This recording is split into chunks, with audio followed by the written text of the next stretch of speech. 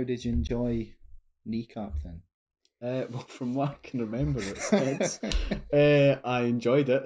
Yeah, I enjoyed it. I probably had a bit too much to drink though. But yeah, certainly from what I remember, it was absolutely jumping. That's the thing. Like when I first met you guys, I was stone cold sober, and it took me a while to catch up. But I think by the end of it, like I'm struggling to really remember that much about the gig, to be honest. Like I remember it being really good at the time, but like my memory of it is so like fuzzy. I lost my. Remember the Fred Perry track jacket that I was wearing? Yeah, I yeah. lost that, and was looking back at like me and Kerry were looking back at like Boff's Instagram story. At one point, you see this jacket getting flown up, and Kerry was like, "That'll be your fucking jacket." She was like, "It's probably you that chucked that up, just as It will have been. It will have been you. me, just in the moment like that." Hey. Loving life. But I remember like the kind of setup on stage was like I suppose the barricades that they would have had over in Uh, Northern Ireland during the Aye, Troubles, they had like sandbags and stuff up, didn't they? sandbags and barbed wire and stuff like Did not like one of them not come out wearing a mask of the Queen at one point? that. I've got Possibly. vague memories of D- that happening, and is there was it like, DJ Provo? He wears the ski mask, like yeah, the tricolour ski mask. He was wearing that. The what?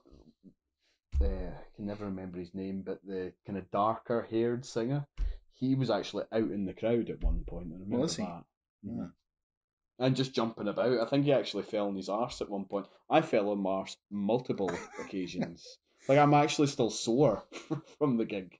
I was running about like giving people stickers. Like I was going up and talking to randoms who'd be like, "Here's a sticker from our podcast. Fucking listen to it." So like if there's any people out there that I was chatting absolute shit to, like apologies for that.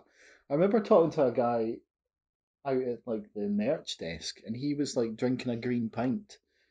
So I ended up going and buying like this I can't, it was like disgustingly expensive green pint. I can't even remember what was in it. It had like orange Aye. juice and shit in it, but I don't know why it was green. Sure, there was something like that years ago in Moshulu. Do you remember that?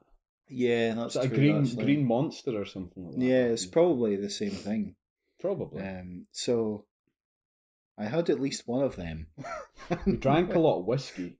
I remember drinking a lot of whiskey in the bar, and there's photos of like us sitting in the bar at the Aye. Barrowlands. Well, I went to get cash before we went in, and Boff was like, "Here, take this," and it was like the remains of a half bottle of Buckfast, which I drank. So I drank that Fuck. on the way to and from the cash machine. So by the time I got back before we went into the gig, that just kind of topped me off, I think. But yeah, so it was good, a good night, fun night. It was a good gig. I don't think like I know that like we were in that Gracie's bar and it was absolutely heaving, but I think that would have probably been a better place to stay in than going to the Sari Heed, 'cause it was pretty dead I in mean, that was like traveling back in time in that place. Aye. Oh, it's ancient. It's absolutely ancient because I remember watching a documentary years ago about kind of Billy Connolly growing up in Glasgow, and that was one of his favourite places to go to.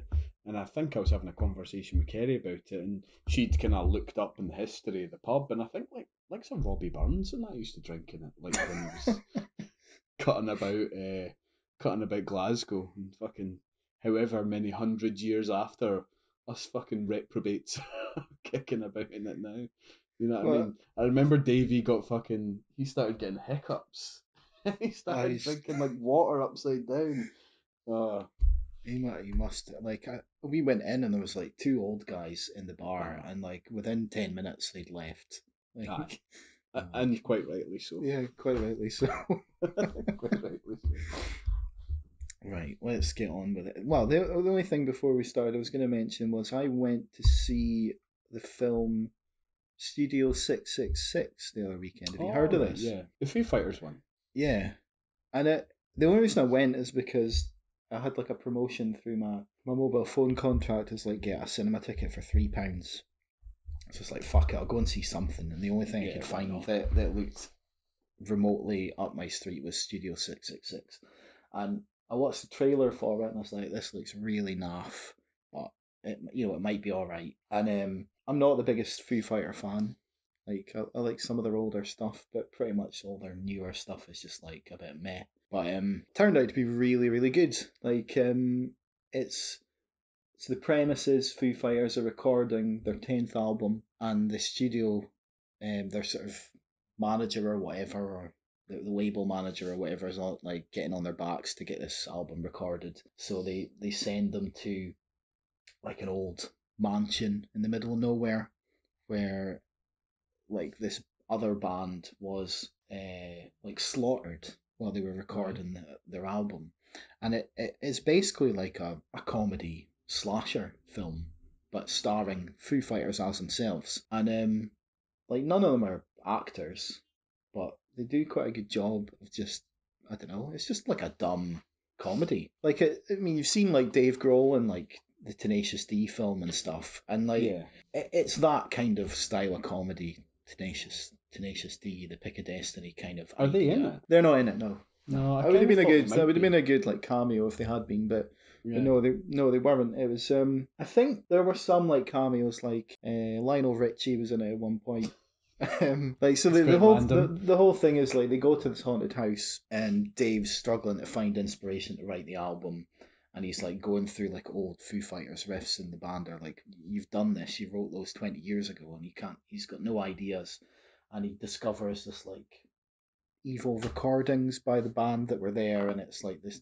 And he basically gets possessed by a demon. But at one point, he's like trying to find the new sound or whatever, and he starts playing Richie's "Hello," and Lionel Richie pops up and is like, "You think he's gonna give him this like really big, solid bit of advice?" And he's basically like, "Fuck off, that's my song. Like, like don't like, how dare you try and steal my song," kind of thing. But it's just like it's quite dumb humor. It's got a bit of a Scooby Doo kind of vibe to it, this sort of haunted mansion thing, and it's really like really gory, like a really gory slasher film at the same time. So I would recommend it. Yeah, maybe give it a look. Yeah, it was a pleasant surprise because I thought it was going to be like And for £3, man. yeah, I thought it was going to be shite basically, but it was a pleasant surprise. It's not finished. It's finished.